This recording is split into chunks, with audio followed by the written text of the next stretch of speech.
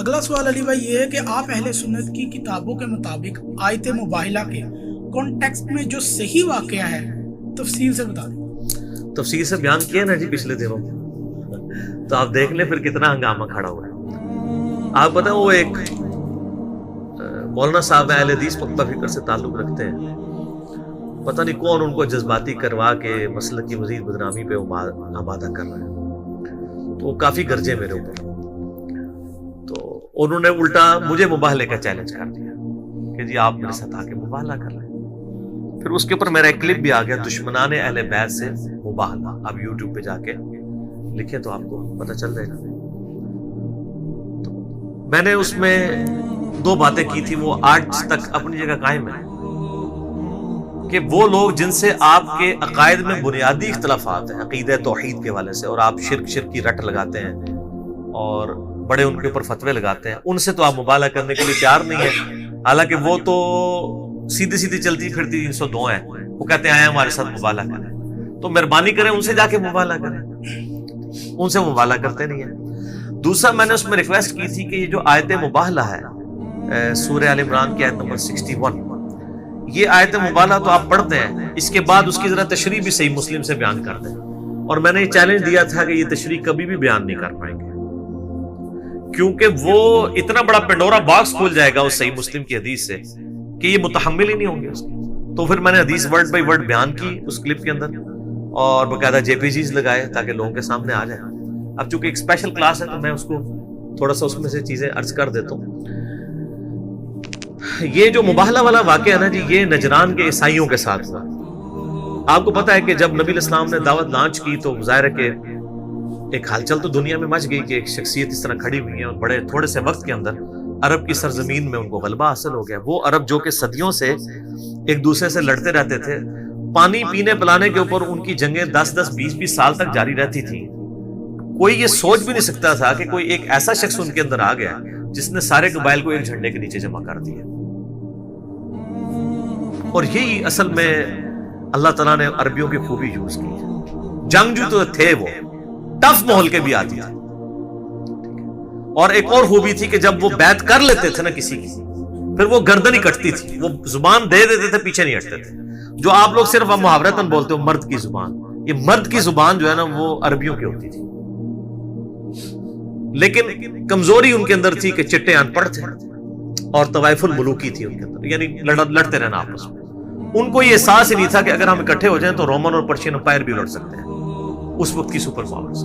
اللہ تعالیٰ نے انہیں قرآن دے دیا علم کی شکل میں، اور نبی علیہ السلام کی مبارک ہستی کی شکل میں ایک لیڈر دے دیا جس نے سارے قبائل کو ایک جھنڈے کے نیچے جمع کیا۔ تو سر پھر دیکھیں رومن اور پرشین امپائر کس طرح تتر بتر ہوئی ہے، حالانکہ کتنی ماڈرن امپائرز تھیں وہ، ان بیچاروں کے پاس تو اسلحہ بھی نہیں تھا۔ وہ آپ عمر سیریز دیکھ لیں تو اس میں وہ ساری جنگیں یرموک قادسیہ فلمائی بھی ہیں۔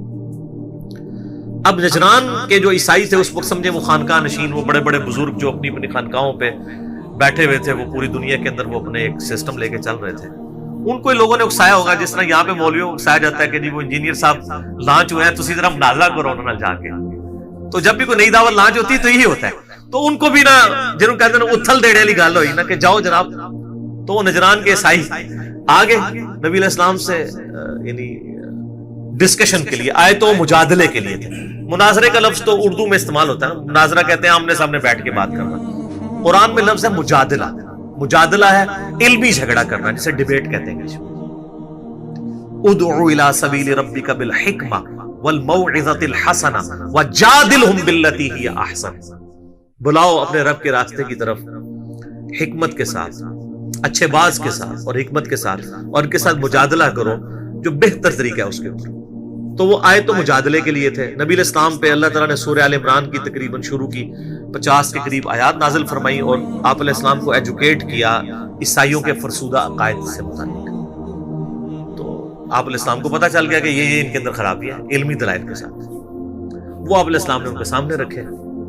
الٹیمیٹلی جب انہوں نے ماننے سے انکار کر دیا، اب چونکہ دنیا میں اللہ نے پیغمبر کو منوانے کے لیے بھیجا ہوتا ہے، اور اس وقت ظاہر ہے کہ ایک بہت بڑا ایک آسمانی مذہب آج بھی ایون بہت بڑا عیسائیت تھی، تو پھر اللہ تعالیٰ نے کہا کہ اب ان پہ حجت تو کر دیے تمام، اب آپ ان کو چیلنج کریں، کہ اب یہ میرے جو واضح دلائل ہیں کہ عیسیٰ ابن مریم اللہ کے بیٹے نہیں بلکہ اللہ کے پیغمبر تھے، اس کے بعد اگر اب تم اب بھی ہٹ درمی پہ قائم ہو تو فَمَنْ حَاجَّكَ فِيهِ مِنْ بَعْدِ مَا جَاءَكَ مِنَ الْعِلْمِ، اے نبی علیہ السلام اگر اب بھی یہ جھگڑا کرتے ہیں آپ سے اس کے بعد کہ آپ کے پاس العلم آ چکا ہے قرآن کی شکل میں، فَقُلْ تَعَالَوْا نَدْعُ أَبْنَاءَنَا وَأَبْنَاءَكُمْ، تو ان سے کہ آ جاؤ بلاؤ اپنے بیٹوں کو، ہم بھی اپنے بیٹوں کو لے آتے ہیں تم بھی اپنے بیٹوں کو لے آؤ، وَنِسَاءَنَا وَنِسَاءَكُمْ، ہم بھی اپنی عورتوں کو لے آتے ہیں تم بھی اپنی عورتوں کو لے آؤ،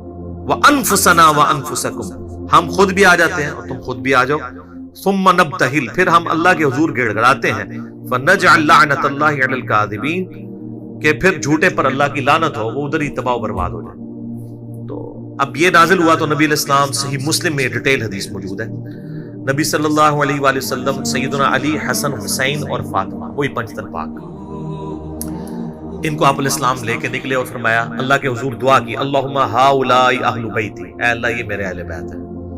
لیکن وہ نجران کے عیسائی بھاگے، مبالے کے لیے تیار نہیں ہوئے، پریکٹیکلی یہ مبالہ ہوا نہیں۔ جس طرح غزوہ تبوک میں رومن امپائر للکارتی رہی مسلمانوں کو، 1.5 لاکھ کی فوج لے کے آ کے بارڈر پہ بیٹھ بھی گئے، نبی علیہ السلام 30,000 کا لشکر لے کے گئے تو وہ پہلے ہی بھاگ گیا، اور آپ علیہ السلام 40 دن تک پھر وہاں رہے اور ارد گرد کے عرب قبائل کے ساتھ آپ نے معاہدے کر لیے۔ پوری دنیا پہ دھاک بیٹھ گئی کہ یار کیسے روم بھاگ گیا، تو یہ تو اب دعوت لگتا ہے کہ یہ کسی سے تھمے گی، اور وہی ہوا، ورنہ جنگ یرموک تو وہیں پہ ہو جانی تھی، غزوہ تبوک کی یرموک ثابت ہونی تھی اگر وہ آمادہ ہو جاتا۔ تو یہاں پہ بھی آپ دیکھیں عیسائی جو ہیں وہ آمادہ نہیں ہوئے اور بھاگ گئے۔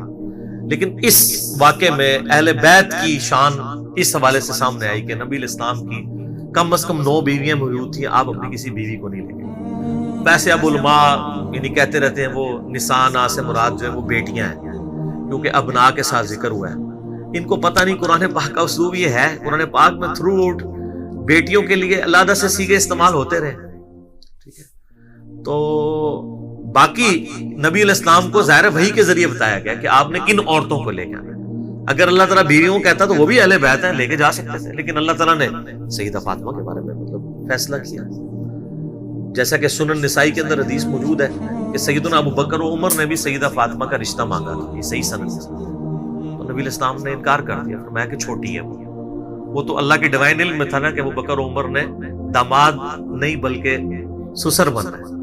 اور بعد میں جب سیدنا علی نے رشتہ مانگا تو پھر نبی علیہ السلام کو وحی کے ذریعے بتا دیا گیا تھا، سیدنا علی کے ساتھ نکاح ہو گیا سیدہ فاطمہ کا۔ تو یہ اللہ تعالیٰ کے فیصلے ہوتے ہیں۔ تو یہ پورا مباہلہ والا واقعہ ہے۔ تو جو ہمیں مباہلے کے چیلنج دے رہے تھے، میں نے ان کو کہا تھا کہ آپ کے اندر اتنی اخلاقی جرت نہیں ہے کہ یہ مباہلے والی حدیث جو ہے وہ اپنی پبلک میں صحیح مسلم کی یہ 6220 نمبر حدیث انٹرنیشنل نمبر کے مطابق آپ یہ حدیث پبلک کو آ کے بیان کر دیں کہ اس کے اندر ہوا کیا تھا، اس حدیث کے اندر کیا ہے۔ آپ یعنی تفسیر اٹھا کے دیکھیں نا، تو یہ جب بھی لکھیں گے نا اس حدیث کا آخری پورشن لکھتے ہیں مباہلے والے، حالانکہ حدیث سٹارٹ ہی پیچھے سے ہوتی ہے کہ سعد ابن ابی وقاص سے حضرت معاویہ رضی اللہ تعالیٰ عنہ کہتے ہیں کہ اے سعد، آپ کو کیا چیز منع کرتی ہے کہ آپ علی ابن ابی طالب پر سب نہیں کرتے؟ اور اس میں الفاظ ہیں امر معاویہ نے انہیں حکم دیا جی۔ تو پھر پوچھا کہ آپ کو کون سی چیز روکتی ہے کہ آپ علی پر سب نہیں کرتے؟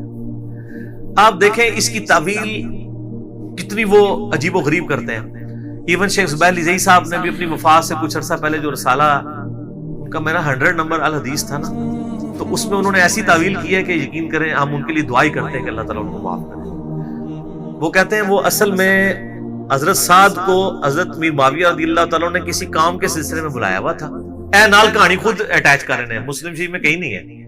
تو انہوں نے کہا آپ تھوڑا آگے آئے اور پھر ان کا وہ کام سونپا، اور پھر ساتھ میں پیرلل میں یہ بات کی کہ آپ کو کیا چیز منع کرتی ہے کہ آپ علی ابن ابی طالب پہ سب نہیں کرتے؟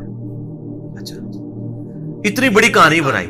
وہ کہتے ہیں حکم کسی اور کام کا دیا تھا، پوچھا اس کا تھا، اور بھائی جس کام کا حکم دیا تھا اس کے آگے الفاظ دیکھیں، آپ کو کیا چیز منع کرتی ہے، یعنی میں حکم دے رہا ہوں تو آپ کو کون سی چیز منع کرتی ہے؟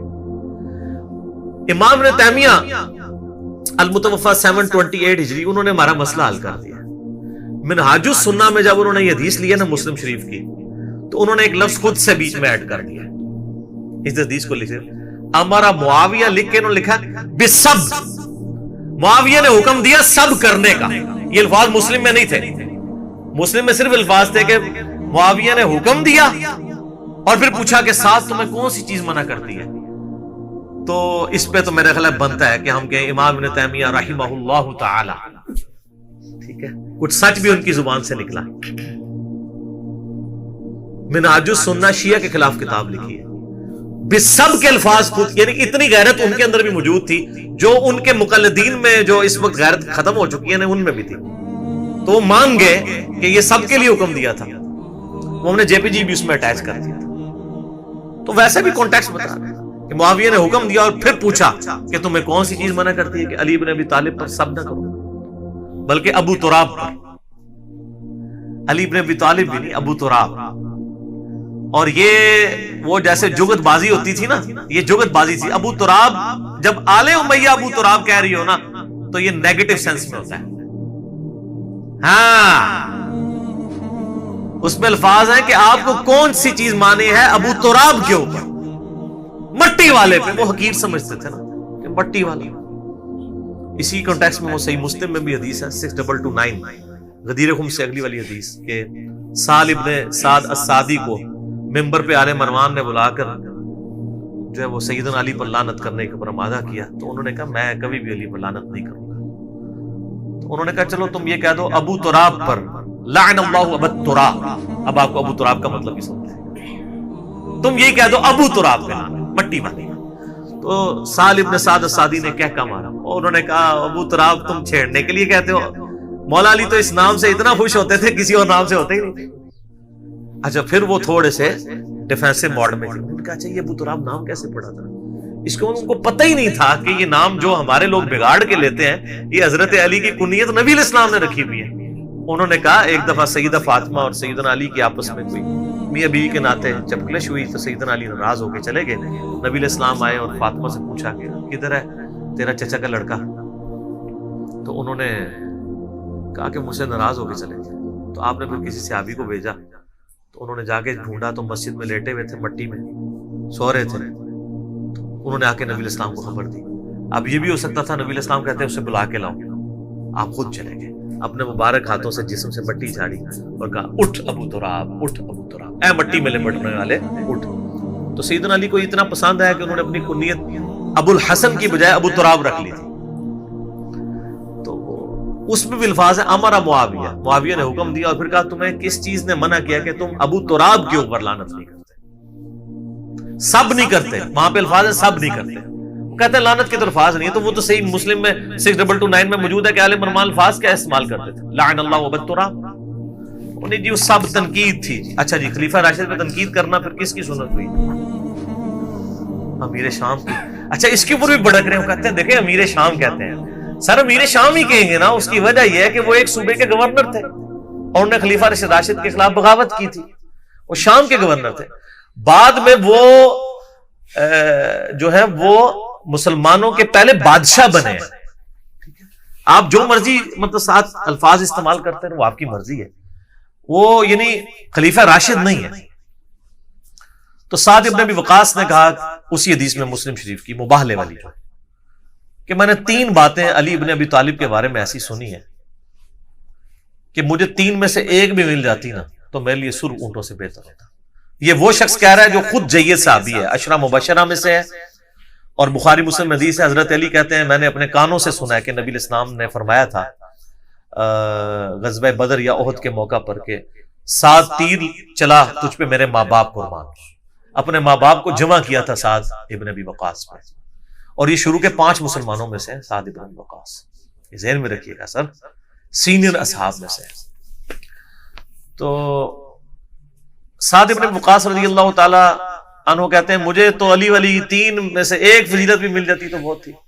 پھر انہوں نے کہا پہلی فضیلت سنو کہ غزوہ تبوک کے موقع پر نبی صلی اللہ علیہ وآلہ وسلم نے عورتوں اور بچوں پر سیدنا علی کو اپنا نائب کے طور پہ چھوڑا اور انہوں نے سیدنا علی رو پڑے کہ یا رسول اللہ میں اکیلا مجھے یہاں چھوڑ کے جا رہے ہیں. یہ پہلا اور آخری موقع تھا کہ آپ کسی غزوے میں شریک نہیں ہوئے نبی علیہ السلام کے ساتھ. تو آپ علیہ السلام نے ان کی دلجوئی کے لیے فرمایا کہ کیا علی تیرے لیے یہ فضیلت کافی نہیں کہ تیری میرے ساتھ وہی نسبت ہے جو ہارون کی موسیٰ کے ساتھ تھی, مگر میرے بعد کوئی نبی نہیں.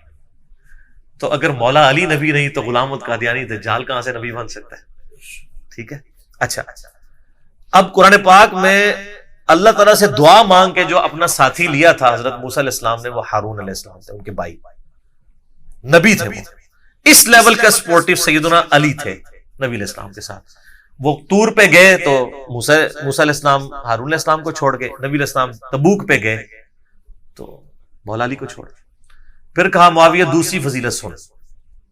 غزوہ خیبر کے موقع پر آپ صلی اللہ علیہ وآلہ وسلم نے فرمایا تھا, فتح نہیں ہو رہی تھی, آپ فرمایا کل میں ایک ایسے شخص کے ہاتھ میں جھنڈا دوں گا جو اللہ اور اس کے رسول سے محبت کرتا ہے اور اللہ اس کے رسول اس سے محبت کرتے ہیں. یہ اس سے بڑی بات ہے. ہم تو سارے کہتے ہیں ہم اللہ رسول سے محبت کرتے ہیں, سر ہمیں یہ سرٹیفکیٹ اگر مل جائے کہ اللہ اور اس کا رسول بھی ہم سے محبت کرتا ہے, تو اس حدیث کے الفاظ ہیں, سعد ابن ابی وقاص کہتے ہیں ہمیں پوری رات نیند نہیں آئی.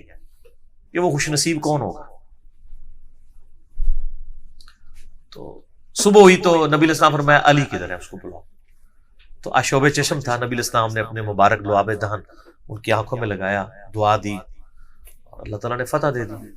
اچھا, یہ جو حدیث کے دو پورشن ہے نا, یہ دونوں تیری میرے ساتھ وہی نسبت ہے جو ہارون کی موسیٰ کے ساتھ اور خیبر والی, یہ دونوں حدیثیں بخاری میں بھی ہیں. مولا علی کے فضائل والے چیپٹر میں شروع میں یہ دو حدیثیں ہیں.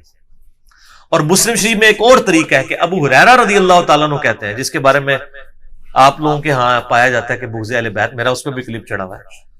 ابو ہریرہ روایت کر رہے ہیں کہ میں نے عمر ابن خطاب سے خود سنا تھا, صحیح مسلم میں ہے. سر پریشان نہیں ہونا, یہ ساری حدیثیں اس 5B کے اندر موجود ہیں. ٹھیک ہے, جو کچھ میں بیان کر رہا ہوں. میں نے سنا تھا سیدنا عمر سے کہ وہ کہا کرتے تھے کہ مجھے پوری زندگی کبھی امارت کی خواہش نہیں ہوئی کہ مجھے امیر بنایا جائے, سوائے خیبر کے موقع پہ جب آپ نے فرما دیا کہ میں اس کے ہاتھ میں جھنڈا دوں گا جو اللہ اور اس کے رسول سے محبت کرتا ہے, اللہ اور اس کے رسول اس سے محبت کرتے ہیں, تو میری بھی خواہش ہوئی کاش مجھے مل جائے جھنڈا. تو یہ سیدنا عمر کا قول صحیح مسلم میں حضرت ابو ہریرہ روایت کر رہے ہیں اسی یعنی انہی احادیث کے اندر. تو یہ دوسری فضیلت تھی. پھر ان کا معاویہ تیسری فضیلت سن. جب نجران کے عیسائیوں کا وفد آیا اور نبی علیہ السلام نے ان پہ دلائل تمام کر دیے, پھر مباہلے کے لیے اللہ تعالیٰ کی طرف سے آیات نازل ہوئی, سورہ آل عمران آیت نمبر 61. تو نبی علیہ السلام سیدنا علی, حسن, حسین اور فاطمہ علیہ السلام اجمعین کو لے کر آئے اور اللہ کے حضور دعا کی, اللہم ہؤلاء اہل بیتی, اے اللہ یہ میرے اہل بیت ہیں. تو یہ آخری مباہلے والا پورشن سناتے ہیں. یہ حدیث کب بیان کی سعد ابن ابی وقاص نے, اس کے ساتھ کیا کیا چیزیں جڑی ہوئی تھی, وہ سر انجینئرنگ کے دور میں صرف بیان ہوتی ہیں. جب تک یہ انجینئرنگ کا دور شروع نہیں ہوا تھا نا, اس وقت تک یہ ساری کی ساری چیزیں قبض میں تھی. اب بست ہو چکا ہے, کھل چکا ہے سب.